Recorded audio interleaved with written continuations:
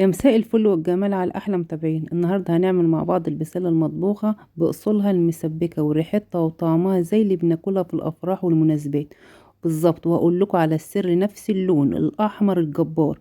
بس يا جماعه قبل ما نبدا عايزه منكم كده، اطلب منكم بس كده طلب صغير، ان انا كده بصور لكم الفيديو ده وانا تعبانه ومحتاجه كده دعواتكم جدا، ان ربنا كده يشفيني كده، لعل حد كده يفيكم كده دعوته تستجاب يا رب العالمين. تعالوا كده نسمي كده ونصلي على النبي كده ونشوف الفيديو بتاعنا العسل اللي انتوا شايفينه ده. اول حاجه انا جبت كده الحله بتاعتي على النار وحطيت فيها ربع كوبايه من الماده الدهنيه، اذا كان زيت او سمنه، بس يكون الماده الدهنيه يكون ريحتها حلوه. تمام. وهنحط بصلايه متوسطه مفرومه زي ما انتوا شايفين.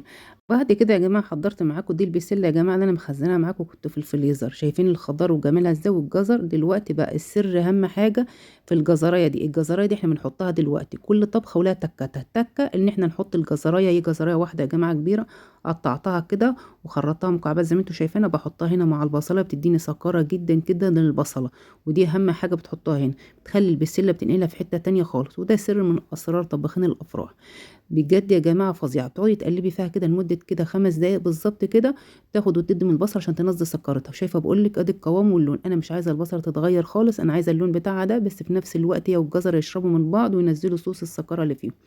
بعد كده نزلت كده بمعلقتين كبار من الصلصه بتاعتنا الحمراء، وانتوا عارفين الايام دي الطماطم بتاعتنا مش حمراء، لو حمراء الطماطم مش هنحتاج نحط صلصه خالص. تمام. حطيت معلقتين كبار من الصلصه ونزلت عليهم بنص كيلو من عصير الطماطم، انا غسلاها ومصفياها حلو، غسلاها وضربها ومصفياها حلو، ضروري تصفوها يا جماعه. تمام. وبعد كده بتقلبي تقلبتين وهنغطي عليها زي ما انتوا كده هتشوفوا، هسيبها تتسبك على نار متوسطه. انا بقول لك على نار متوسطه، هدي عليها خالص عشان ما تتلسعش معايا.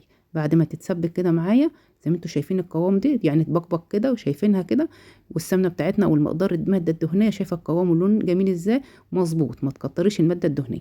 بعد كده نزلت بمجين كبار من الميه، لو عندك شوربه فراخ او لحمه او بط حطي، انا ما كانش عندي حطيت كوبايتين ميه بس. صدقيني نفس الطعم اللي هتلاقيه، وكل اللي هياكلها هيقولك انت عاملاها ازاي، اكيد عاملاها بلحمه.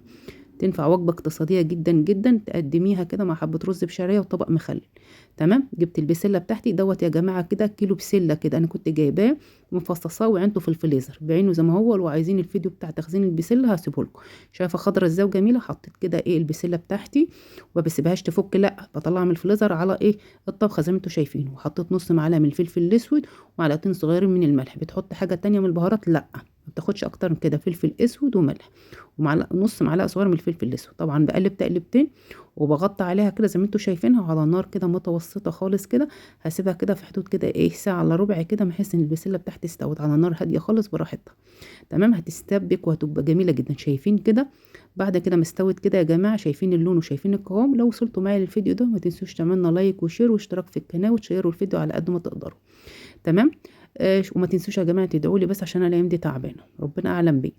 تمام. دلوقتي شوفي قلبتها بعد ما استوت، بقول لك القوام وشوفي اللون. الصلصه بتاعتي الصلصه مظبوطه مش كتيره، مظبوطه زي ما الكتاب ما بيقول. القوام ازاي، مش تقيله ولا خفيفه، هو ده القوام اللي انا عايزاه يا جماعه. طبعوا المقادير وطبعوا الخطوات وانتوا تعملوا احلى بسله مطبوخه. انا خلصت الفيديو، ما تنسوش تعملوا لايك وشير. السلام عليكم ورحمه الله وبركاته.